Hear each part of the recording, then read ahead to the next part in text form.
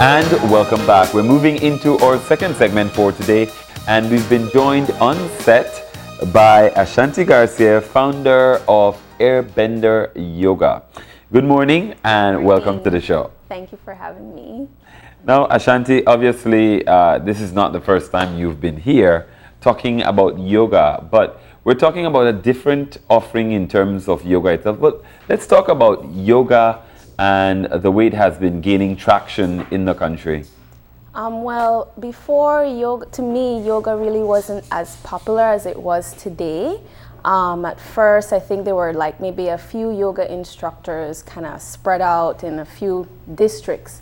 And now it has just like almost blown up in recent years. So to me, that shows that there is a sign that there is increased interest and awareness in yoga, but I really believe that a lot more work still has to be done in terms of sharing the benefits of yoga and stuff like that. So I think there's been a definite increase in instructors and interest. Now, people don't fully understand yoga, and you talk about the benefits of it, but people still think that basically you sit, cross your legs and go, and that's yoga. So let's talk a little bit about the diversity that is being offered in terms of yoga, and what are some of the health benefits that can be derived? So to me, I like to explain that yoga is like dance, where if somebody says that they dance, usually the question is, well, what form of dance do you do? So to me, the question has to be now, well, what kind of yoga do you do when people say I do yoga or I practice yoga? Because there's such a diversity. And why is it called a practice?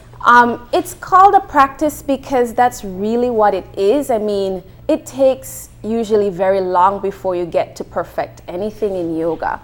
So it takes usually months to years depending on what you're practicing. And so every time it's really, you're entering your mat or actually wherever you are and doing your practice, because that is exactly what it is. You're just exploring your body, exploring your mind, your concentration skills, your body, your strengths, your weaknesses, and that is something that yoga will reveal. It will first reveal what are your weaknesses and what are your strengths, and the aim of yoga is to balance, bring the body and mind back into balance so that you turn those weaknesses into strengths. Now, what you have a signature Airbender yoga. What makes yours different from what may be offered in other places? I have actually been offering Airbender yoga for probably over a year now, but I really was holding back on using the name because I wanted to make sure it was protected. So now it's actually protected by trademark, Airbender yoga. And I created this form of yoga because I really felt like yoga has 8 limbs, and most people are only familiar with the poses.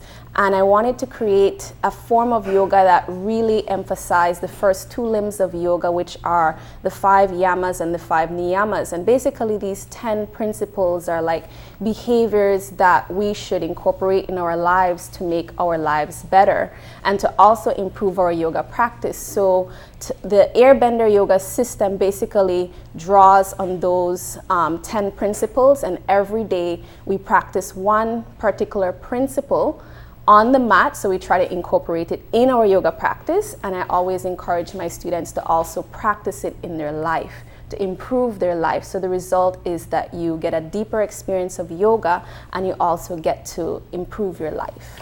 Now, among the most frequently asked questions, people always think that yoga is religion. Yes, and it's not. Actually, I've gotten comments where like I've invited like different people to practice yoga, invite their children, and one time I remember one of the girls, she wanted to practice yoga because she was really inspired by what I was doing. But she was, young, and so she had to ask her parents, and she got back to me and said, I'm sorry, but my parents will not allow me to practice that. And I was so brokenhearted because I think people believe that because it's from India, that means it's a Hindu kind of religion or something like that. But basically, yoga is like, just like how I like to compare it to dance. No one is going to say that dance is a religion. It has a lot of diversity.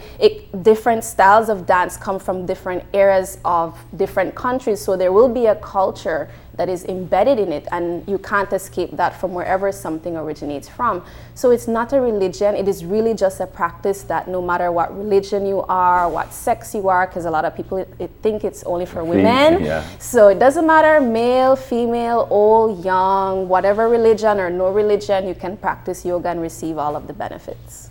But it does have a kind of embedded kind of connection that may be spiritual. Yes, and that's the difference. And that's what I really love about yoga, because a lot of people are still not aware that yoga or that religion and spirituality are two completely different things. I mean, religion, you can name different religions, but spirituality to me is something that is universal and accepts anyone or anything for what it is. And so yoga is really a spiritual practice if you choose to make it that for you. Like, yoga is this huge cake and you can choose the slices that you want. If you don't want the spiritual stuff, then you don't have to take that slice. If you want just the physical, maybe just the mental, then you take those 2 slices. But it really has 8 slices, you know, the 8 limbs of yoga, but you choose what you're comfortable with in terms of, you know, what you want to practice in your yoga. Now, we have some video up of you at a pageant actually doing, and immediately people think, well, I can't contort my body like that. Is that a prerequisite for people to actually engage in yoga? No, there is actually, the only prerequisite I would say is for you to have an open mind, because that is all that is necessary. And some quotes even say, as long as you can breathe, you can do yoga. So the physical part of it, like the strength and the flexibility, that really comes with years of practice. February of next year will make 6 years that I've been practicing yoga. So I really wasn't always as strong and flexible as many people think. People think, oh, I practiced this from my 10 or something. But no, I started like when I was 20. So I started late. I'm so glad for the children that I teach, because they are starting at 4 or 5 years old. And so they will get to be really, really fit if they continue with yoga by the time they reach my age. So it's not really a requirement. It just develops over time as a side effect of yoga. Now, we're here really to talk about the online offering that you have. But most people still prefer to go into a shala and into a space because of the ambience and everything that is created to let you connect with all of that. How do you transcend that when you're talking about offering online, and what's your hope in terms of moving to an online offering for yoga? Well, I definitely agree. Most people do prefer to do things online, but I think people need to actually get real with themselves. Like, many times you will want to come to a yoga studio and something will occur. I don't know, you have vehicle problems, I don't know, something with your child. And so you actually might not make it to your yoga studio or your yoga class. And why should you still have to miss because you are not able to go to the location that you need to go? So my hope with the live online classes is to give people the opportunity to still be able to do some sort of yoga or meditation practice from wherever they are. It could be in Belize City, it could be in Orange Walk, it could be wherever you are. It doesn't matter, in your home, in your office, because it's done through a live online platform, which is called Periscope. So a lot of people are not familiar with Periscope. Is it an app that you download? Yes, Periscope is a free app that you can download on your phone. I'm not sure if you can download it like just on your laptop yet, but for sure you can download it on your phone. And it's the first icon that you see, because a lot of people who have been telling it to, they're like, which one is it, which one? And I point to the first one. It's the first one that has the Twitter ink, because those two are related. So once you download the free app, and it really doesn't take long to do on your phone, then you create an account, which is very easy. You choose a username like everything else. Like if you're on Twitter or Instagram, you use a username. And then you try to follow or try to find people that you want to follow. So what excites me about Periscope is that there are lots of famous people on Periscope, yoga teachers, other people. So you can seek out people based on your interest. Yes, you can seek out the people that you would like to follow and get free content from. And a lot of them are really beneficial. You can get anything from health, fitness, wellness, motivational talks, business tips from all these people all over the world. So once you follow the person that you want, what I like about it is that the phone will notify you when someone is live. And this is what I like, because when you get to click on that, you will be able to see the person, hear the person, and you can message them instantly on the video, and the person will get to see it. They can read your message, they can respond if you have questions. So to me, this is way better than YouTube, because you're always on YouTube, you're always see the video, you just receive interaction. But you can interact live with these famous people. I mean, people I follow are people like yoga instructors that I admire, like Dashama, Kino Yoga. She has like, you know, millions of followers probably. And to get to interact with these people and ask them questions is really exciting for me. My mom is actually tired of me, oh, someone is live on Periscope, you know, let me go check them out. So to me, if people could do the same here and interact with me or any other instructor that they would like, for free of cost, you could do short sessions on meditation or yoga, or just get a talk for free, get advice, have Q&As, or it could be long, like maybe 30 minutes. It could be up to however long the person chooses. So to me, it's very convenient from no matter where you are, as long as you have good internet connection. Now, Periscope, and I'll try and download it and see if we can have some interaction. Go to the Play Store, but you're talking about it giving you a notification that you are live. Outside of that, what do people need besides an internet connection and some mobile or some device that can go onto the internet? That's really it. You don't need anything else. I would advise that if you do have like a Wi-Fi connection, of at least 1 gigabyte, I think, or is it 1 meg? Yeah, because I think Wi-Fi uses bandwidth. So you want at least 1 meg connection, because that is, Periscope does take a lot out of your data and your phone, because it's something that is happening live. So I would advise you to use Wi-Fi. Sometimes, you know, of course, with anything live online, you might have some little glitches. So what to do if it says trying to reconnect?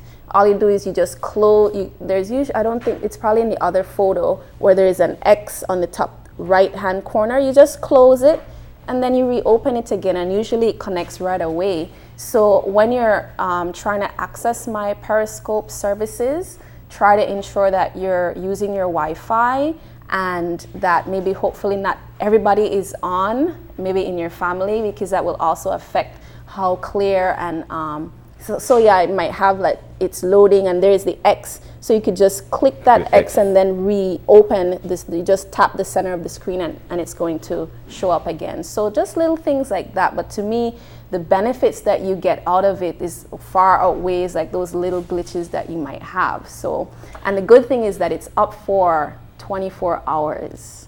And then after that, it goes, you don't have access to it. So it's something that once someone is live, that's the best opportunity to interact with them. After that, you can watch the replay for 24 hours and then it's gone. So when do you plan on actually launching this and making it available?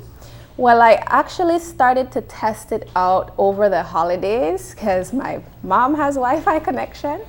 So, and I've done, I think, about 3 Periscope sessions, and they were actually successful. I mean, right now I just have like a few followers, maybe over 30 followers.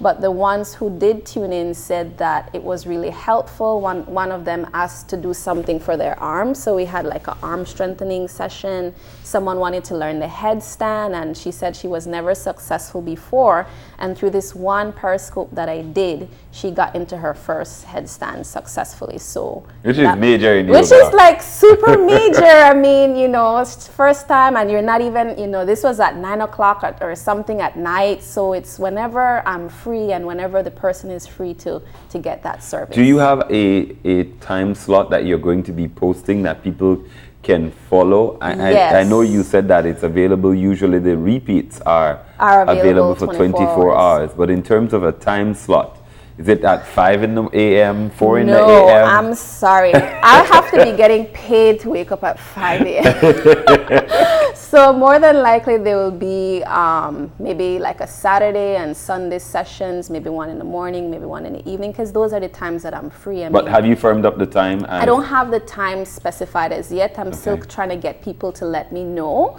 so that I could go by the majority, and then I will post that out.